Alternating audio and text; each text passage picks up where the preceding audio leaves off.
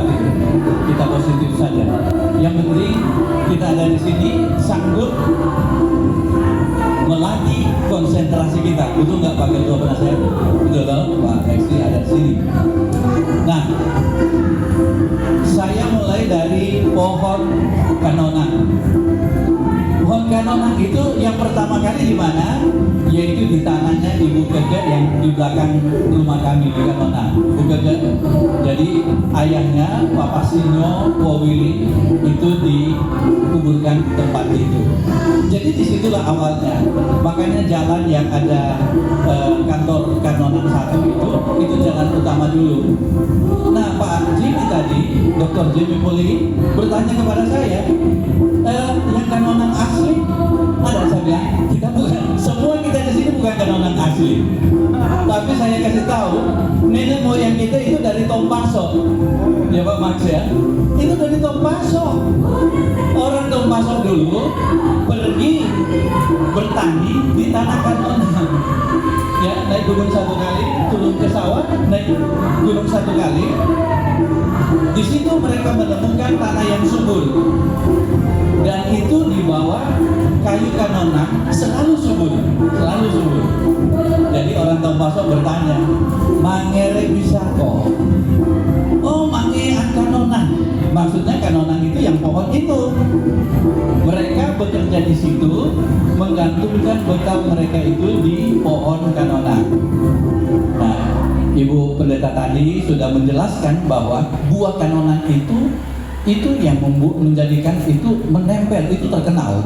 Lem paling bagus adalah lem Kanonang, ya, lem buahnya. Jadi pohon Kanonang menghasilkan buah yang bisa membuat kita erat. Makanya orang kalau ketemu orang Kanonang, termasuk saya, orang Bandung pun nempel itu kan. Istri muda. Iya.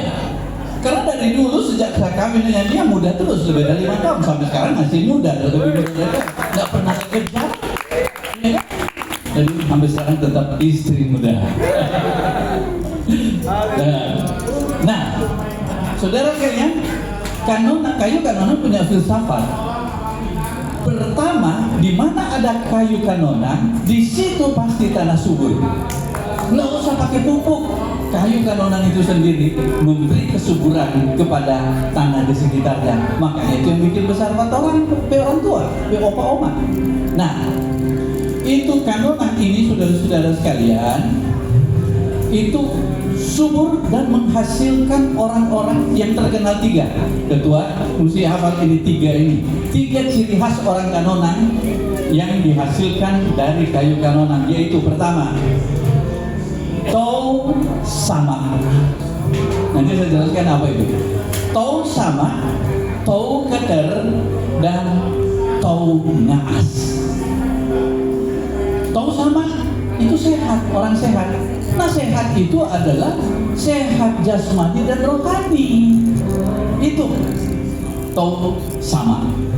Nah, yang kedua adalah tau keter. Jadi karena sehat jasmani, maka kita jadi kuat secara jasmani. Ya, tau keter. Keter di sini berarti menghadapi tantangan apapun kita harus kuat. Mulai dari kuat iman, kuat fisik, dan kuat mental. Itu tau keter. Yang ketiga adalah tau ngaas. Tahu tau ngaas? Ini punya otak. Makanya saudara-saudara sekalian, hasil orang Kanonang yang terkenal dulu adalah gudang guru. Guru itu diutus ke Tobelo, itulah Bapak Sinyo, misionari loh, karena ada naas sana yang menjadi tokoh dari gereja Masehi Injili Halmahera Gemi. Lalu orang yang berikut, yang tongas berikut, yaitu penginjil Kasenda. Kemana dia? Ke Toraja. Lahirlah di sana Rudolf Kasenda, kepala staf Angkatan Laut. Betul ya? Saya cuma banyak kutip dulu ini dari Tonas kita, yaitu Pak Alex Loloang. Ya. Nah Dan di mana-mana belum ada tentara yang terkenal. Sudah ada tentara yang terkenal, itu Kasenda itu belakangan. Mayor Mapahiri. Tanahnya sekarang masih ada di hook jalan yang menuju ke Yui. Ya, masih kan, masih milik Mayor Mapahiri ya kan? Oh, Mayor. Ada. Nah itu. Jadi sekali lagi saudara kalian, moto dari Kanonan itu Tau sama, Tau keten, Tau ya. Nah itu baru pendahuluan. Saya cuma 2 menit untuk sambutan ya. Hari ini kita merayakan, saya tulis itu sambutan karena so tua kasihan ya, tujuan masih muda. Bandingkan sekitar 50 tahun yang lalu masih sama. Orang yang sudah berumur ini menjelang 70 nanti pas ulang tahun yang ke-70 bikin di Bandung kan. Bikin di Bandung ya. Dan jangan jujur itu orang berduka. Nasija atau di sana ada namanya lalamba. Nah, oke, saya mulai sambutan saya. Iya, tanggal. Habis sambutan. Iya dong. Rupanya tuh ketua panitia sudah tahan ini. Ya. Dekat kok. Tadi kami berangkat jam 8:30 dari sana. Sampai sini jam 10 lewat. Jadi ya cepat sedikit, cuma 120 kok. Nah, hari ini kita merayakan kemenangan Yesus atas maut. Kebangkitannya bukan sekedar peristiwa historis, tetapi kekuatan hidup yang membawa harapan baru bagi dunia dan juga bagi kita semua dalam rukun kemanonan. Paskah adalah perayaan pemulihan. Kristus yang bangkit memulihkan yang hancur, menghidupkan yang mati, mempersatukan yang tercerai. Maka Paskah juga harus menjadi momentum bagi kita untuk bangkit kembali, membangkitkan kasih persaudaraan di tengah hubungan yang mungkin sedang retak, baik itu suami istri, kakak beradik, maupun orang semua bersaudara. Jadi sudah disinggung oleh Ketua Panitia tadi, Pak Hani Mamengkok, yaitu bahwa dalam kehidupan ini ada yang disebut dengan, saya sedikit mengutip apa yang dikatakan oleh Friedrich Hegel yang terkenal dengan teorinya dialektika, bahwa hidup ini adalah dinamis, berdialektika sedemikian rupa. Jadi dialektika, makanya ada kata dialog gitu ya. Jadi kalau disebut ada konflik, ada suka, ada like and dislike, saya kira itu bukan suatu masalah, jangan kategorikan sebagai masalah, tapi itu dinamika hidup. Karena tuh dinamika hidup itu harus nggak boleh begitu terus di zona aman. Itu namanya stuck. Kita punya hidup, yaitu punya dinamika terus menerus. Nah, dinamika ini harus ada tesis dan antitesis. Ada perkataan yang kemudian dikritik. Kritik itu bagus gitu loh. Nggak ada kritik itu orang nggak mau hidup. Nah, Tonga As selalu ada kritik. Oleh karena itu saya senang ketika saya menulis maaf yang ada di WA saya, itu banyak juga di WA kita, kata maaf. Orang yang ngaas, orang yang sehat pikirannya, orang yang mental bagus, hanya ada dua kata yang harus jadi tolok ukur. Satu, terima kasih, makasih banyak. Yang kedua, maaf. Dua ini kata sangat penting. Coba Anda lihat, orang masih kecil-kecil begitu masih diajar minta maaf. Bilang apa? Bilang terima kasih. Kalau ada kata itu, hidup namanya persekutuan Kumanonan ini. Itu hidup. Jadi jangan anggap remeh kalau dikritik orang. Aduh, Pak Yopi kenapa bicara begitu? Kenapa begini? Oh bagus, bagus. Jadi bagaimana yang bagus dan bagus bertingkah begini, bersikap begini. Oh ya, makasih banyak. Kalau so menyinggung, mohon maaf. Nah, itu dan ketua kemanonan sudah kasih contoh atau ya luar biasa. Iya lah, terus begitu.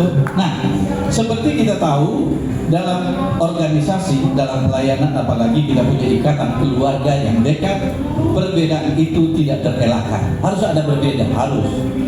Karena itu sesuai dengan rencana Tuhan. Tuhan tidak ciptakan orang sama semua, laki-laki semua, perempuan semua. Ya ada, harus beda. Laki-laki perempuan harus beda juga satu dengan yang lain. Dan mari kita saling menghargai ciptaan Tuhan itu, begitu kan? Nah, jadi kita dipanggil bukan untuk memperdalam perbedaan atau luka, melainkan untuk menyembuhkan, saling menyembuhkan. Bukan untuk memperbesar jurang, tapi membangun kasih jembatan. Nah itu yang harus ada di dalam kemanonan. Kayu kemanonan, begitu ada kayu kemanonan, di situ ada kesuburan, di situ adalah benih-benih yang bagus di kemudian hari. Rukun kemanonan ini dijadikan sebagai tempat yang subur untuk orang baku. Ya, boleh baku ambe toh, Pak Ketua toh, Pak Penasihat, boleh toh? Boleh baku ambe. Lawan dari ambe apa sih? Kasih. Sesudah baku ambe ya baku kasih. Iya toh? Bukan baku kasih flu, bukan. Baku kasih pengampunan, baku kasih cinta kasih, dan jangan lupa baku kasih doi. Iya toh? Iya toh? Iya doi. Kamu makan kasih 50.000, iya toh? Saya kira panitia nak bilang begitu ya. Kalau mau makan jo. Itu kan cuma di WA kok di situ. Cuma kuse juga. Mereka kalau serius lebih bagus. Iya. Taruh di situ. Kalau ada. Kalau tidak ada, makan dah hede-hede. Iya toh? Nah, yang terakhir, Dr. Samratulangi, tokoh besar kita, Minahasa. Ingat, kanonan tidak lepas dari Minahasa, ya. Ingat, kita punya darah kanonan. Pak Lexi boleh tinggal di luar kanonan, tapi kanonan tidak bisa keluar dari Pak Lexi. Nah itu kan, kita semua begitu. Orang semua ada di rumah kanonan, yaitu di rukun kanonan. Dan bisa pulang nggak apa-apa. Datang rajin-rajin di kemanonan. Iya toh? Rajin, apalagi yang di Jakarta dulu. Kalau Jakarta so rajin semua, orang dari luar mulai datang lagi. Saya bilang Pak istri, terampili, kasih dukungan, patuh pengurusnya, kasih medali. Ayo, ya, begitu. Nah, ini Samratulangi bilang apa? Sito sama dengan kanonan tadi. Sito timau tu mau to. Boleh ucapkan sama-sama. Sito timau tu mau to. Nah, ini Samratulangi punya falsafah hidup ini bahwa kita tidak hidup untuk diri kita sendiri, tapi kita hidup untuk menyuburkan orang lain. Itu kan orang itu, dia cuma kasih daun itu ke bawah, dan dia tak lihat itu orang-orang kanonan yang makan dari jagung yang subur itu jadi orang semua. Ya, nah. Kita dipanggil untuk itu.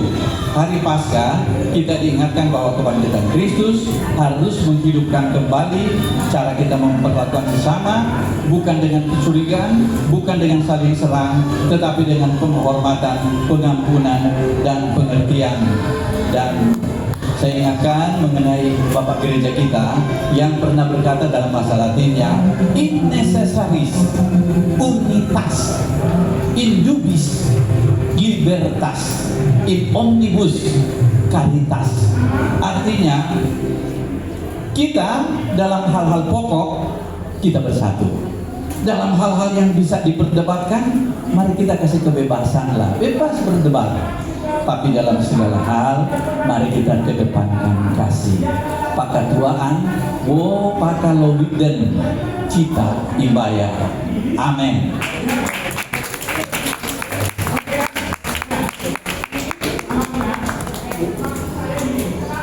Terima kasih.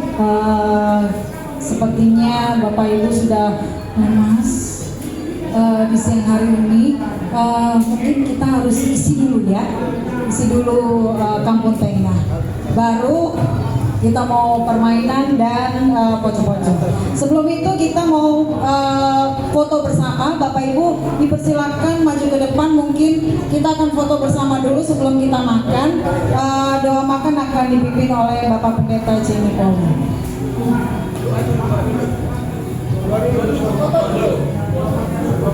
Doa makan dulu. Oke, silakan.